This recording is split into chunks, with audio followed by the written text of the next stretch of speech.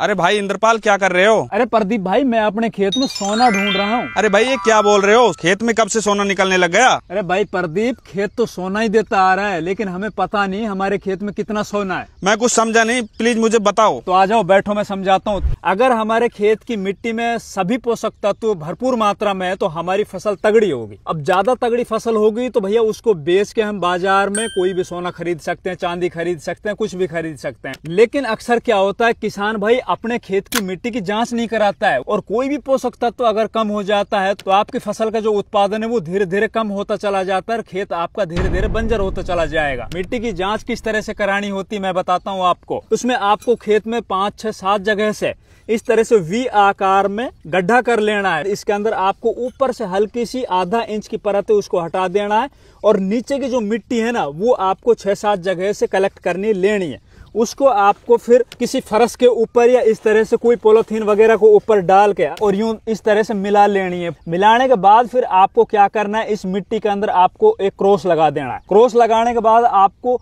दोनों साइड के आमने सामने के जो 2 हिस्से हैं ना उनको आपको निकाल देना है इस तरह से। फिर दोबारा से इस मिट्टी को मिला लेना, फिर दोबारा इसके अंदर क्रॉस लगा देना।